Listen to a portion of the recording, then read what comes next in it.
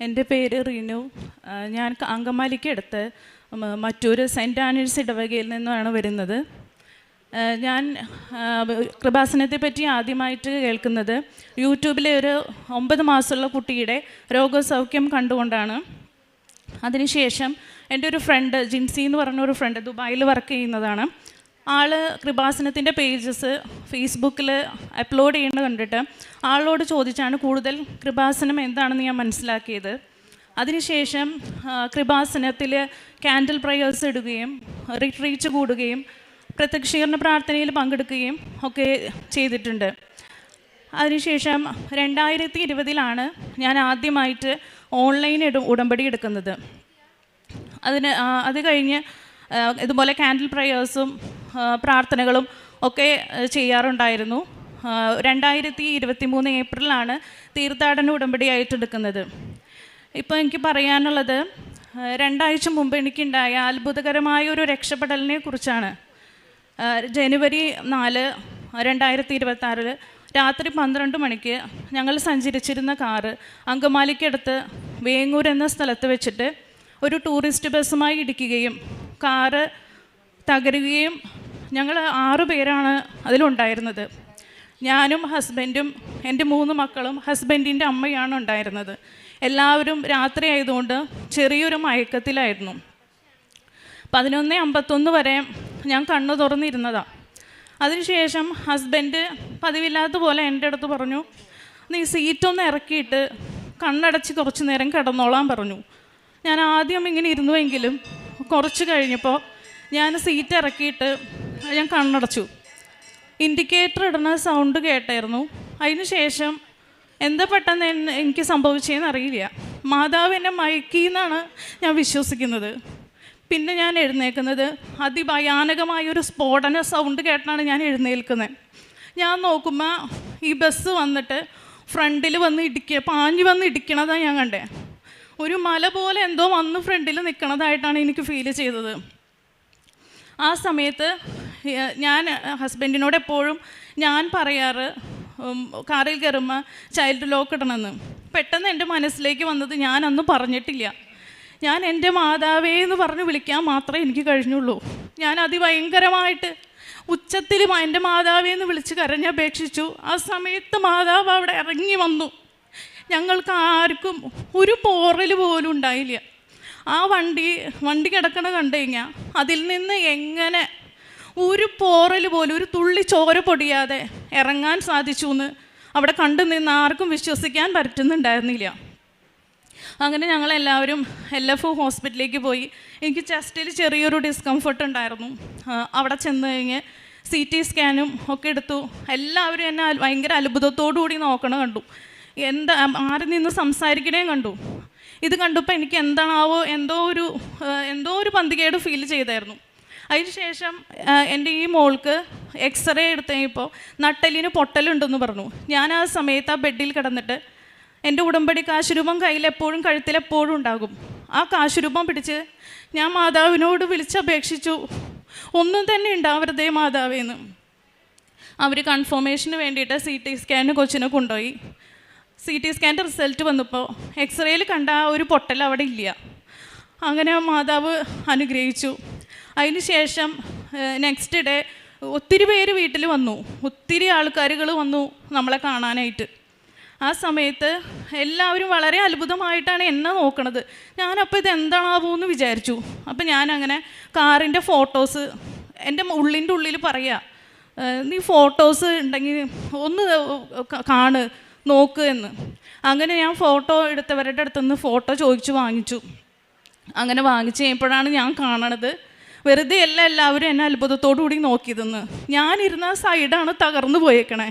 എൻ്റെ ആ സൈഡ് ഡോറില്ല.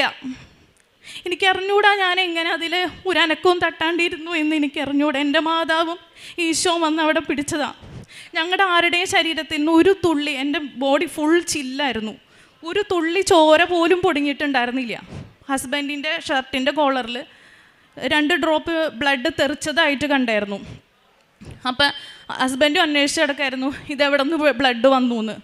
എങ്ങും ആരുടെ മേത്തും ബ്ലഡില്ല. ഞാൻ ഇന്ന് ഉറച്ച് വിശ്വസിക്കുന്നു ഞാനിവിടെ നവംബർ 5-ാം തീയതി ഉടമ്പടി പുതുക്കാൻ വന്നു കഴിഞ്ഞപ്പോൾ 6 നിയോഗങ്ങളും എഴുതി കുറേ നേരം വെറുതെ ഇരുന്നു. 512ാമത്തെ ടോക്കണായിരുന്നു കിട്ടിയത്.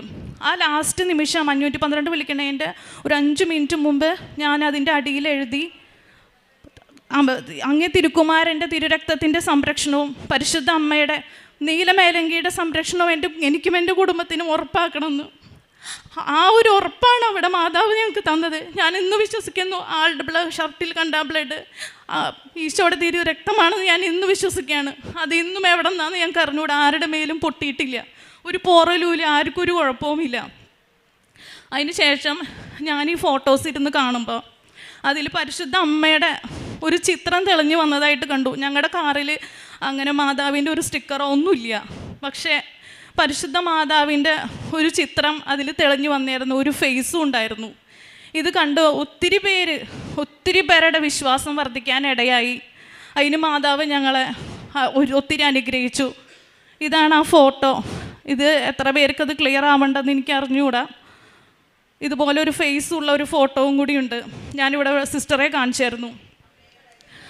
അതുപോലെ അടുത്തതായിട്ട് ഞാനിവിടെ കൃപാസനത്തിൽ വരുന്നത് വീട്ടിൽ ആരും അറിയാണ്ടാണ് ആദ്യമായിട്ട് ഇവിടെ വരണത്.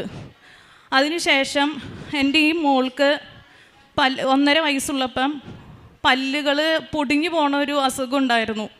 ഫ്രണ്ടിലെ 4 പല്ല് മരയിപ്പിക്കാതെ പച്ചക്കിട്ടിട്ട് അവളെ എൻ്റെ മടിയിൽ വെച്ച് റൂട്ട് കനാൽ ചെയ്യണത് ഞാൻ കണ്ടതാണ്. ആ സമയത്ത് എനിക്ക് സഹിക്കാൻ പറ്റിയില്ല. അന്ന് ഞാൻ ഇവിടെ കൃപാസനത്തിൻ്റെ പടിക്ക് വന്ന് നിന്ന് ഞാൻ ഇവളെയും കൊണ്ട് വന്നിട്ട് ഞാൻ പറഞ്ഞത്, എൻ്റെ മാതാവ് ഡോക്ടർ പറഞ്ഞത് എല്ലാ പല്ലിലേക്കും അത് സ്പ്രെഡാവുന്ന, മൂക്കിൻ്റെ അവിടേക്ക് ഇൻഫെക്ഷൻ കയറിയായിരുന്നു. ഇനി ഇതിലൊരു പല്ല് പോലും പൊടിഞ്ഞു പോകാൻ ഇടയാകരുതെന്ന്. അതുപോലെ തന്നെ ഞാൻ അന്ന് വന്നപ്പോൾ എങ്ങനെയാണ് അതുപോലെ സ്വിച്ചിട്ട പോലെ അതവിടെ നിന്നു. ഇപ്പം 8 വയസ്സാണ്. ഇന്ന് വരെ ഒരു പല്ലിനൊരു കേടോ ഒന്നും അടയ്ക്കാൻ പോകേണ്ട പോലും വന്നിട്ടില്ല. അത് പരിശുദ്ധ അമ്മയുടെ വലിയൊരു അനുഗ്രഹമാണെന്ന് ഞാൻ വിശ്വസിക്കുകയാണ്. അതുപോലെ എൻ്റെ ഈ 2 മക്കൾ ട്വിൻസാണ്. ഇവർ 3 പേര് ഓരോ വയസ്സ് ഗ്യാപ്പുള്ളൂ. എനിക്ക് ആ സമയത്ത് ജോലിക്കൊക്കെ പോവാൻ പോസിബിൾ അല്ലായിരുന്നു. ഞാനപ്പോൾ എപ്പോഴും ഇവിടെ ഉടമ്പടി എടുത്തപ്പോൾ പറയുമായിരുന്നു, എൻ്റെ മക്കളുടെ കാര്യം നോക്കിയിട്ട് ചെയ്യാൻ പറ്റണ ഒരു ജോലി എനിക്ക് മാതാവ് നൽകി അനുഗ്രഹിക്കണമെന്ന്.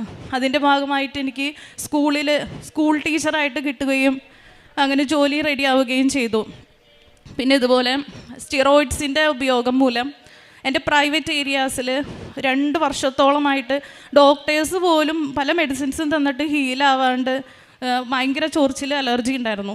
അത് പരിശുദ്ധ അമ്മ എടുത്ത് മാറ്റി, ഞാൻ പോലും അറിയാതെ അതെടുത്ത് മാറ്റി. അതുപോലെ ഓൺലൈൻ ഉടമ്പടിയിലായിരിക്കുന്ന സമയത്ത് എൻ്റെ വീടിൻ്റെ ഫ്രണ്ടിൽ ഞാൻ ഒരു ബാഗിൽ നിന്ന് മണ്ണ് മാറ്റായിരുന്നു ചെടി നടാനായിട്ട്. ആ സമയത്ത് എല്ലാ മണ്ണും ഞാൻ വാരി ലാസ്റ്റ് ഒരു കൈ മണ്ണ് മാത്രമേ ബാക്കി നിൽക്കേ. ഞാനത് കുനിഞ്ഞെടുക്കാൻ പോകുമ്പോൾ എൻ്റെ തലയ്ക്ക് എന്തോ ഒരു പ്രഷർ വന്നടിക്കണ പോലെ തോന്നി. ഞാനൊരു കാലും കൊണ്ട് ആ മണ്ണ് ചവിട്ടി. ഇപ്പം അതിൻ്റെ ഉള്ളിൽ ഒരു പഴയ ബാഗിൻ്റെ വള്ളി പോലെ എന്തോ ചുരുണ്ട് കിടക്കുന്നത് കണ്ടു. ഞാനത് എൻ്റെ കാലും കൊണ്ട് ഒരു ചവിട്ടി, പിന്നെയും ഒരു ചവിട്ടി. അത് രണ്ടാമത്തെ ചവിട്ടിലാണത് ഇഴഞ്ഞ് നീങ്ങണമെന്ന് ഞാൻ കണ്ടത്. അത് നമ്മുടെ ഇവിടെ 4 ഇനം വിഷമുള്ള പാമ്പുകളിൽ വെച്ച് ഏറ്റവും വിഷമുള്ള ശംഖുവരയൻ എന്ന ഇനത്തിൽപ്പെട്ട ഒരു പാമ്പായിരുന്നു. അത് ഒന്ന് തൊടുപോലും ചെയ്തില്ല. അന്ന് എൻ്റെ ഈ മോൾക്ക് 3.5 വയസ്സുള്ളൂ. കൊച്ചന്ന് പറയാം, മാതാവിൻ്റെ രൂപത്തിലേക്ക് നോക്കിയിട്ട് മാതാവിൻ്റെ കാലിൻ്റെ കീഴിൽ ഒരു പാമ്പിനെ ചവിട്ടി പിടിച്ചേക്കുന്നത് കണ്ടോ, അതുപോലെയാണ് അമ്മ അവിടെ നിൽക്കണ കണ്ടപ്പോൾ എനിക്ക് തോന്നിയെന്ന് അവൾ പറഞ്ഞു. അതൊക്കെ മാതാവിൻ്റെ സംരക്ഷണം. ഞാൻ ഒരുപക്ഷെ എൻ്റെ കൈ കൊണ്ട് വാരിയെങ്കിൽ അതൊന്നും ആയിരിക്കില്ല. എൻ്റെ മാതാവാണ് അതങ്ങനെ ചെയ്യാനായിട്ട് എനിക്ക് തോന്നിയത്.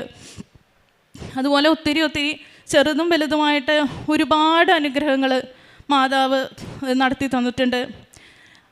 അതുപോലെ പ്രേക്ഷിത പ്രവർത്തനമായിട്ടും കാരുണ്യ പ്രവർത്തികളായിട്ടും അനാഥാലയത്തിൽ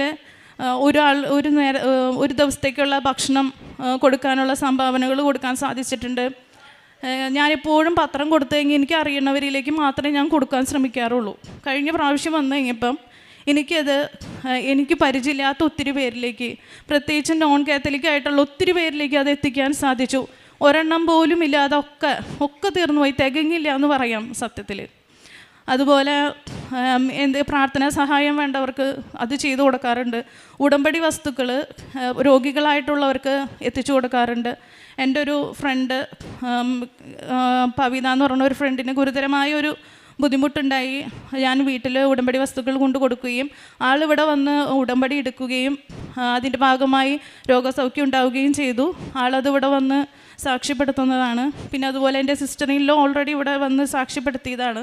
അങ്ങനെ ഒത്തിരി പേര് എന്നിലൂടെ കൃപാസനത്തിനെ പറ്റി പറയുവാനും ഇവിടെ ഒന്ന് ഉടമ്പടി എടുക്കാനും ഒത്തിരി സാധിച്ചിട്ടുണ്ട്.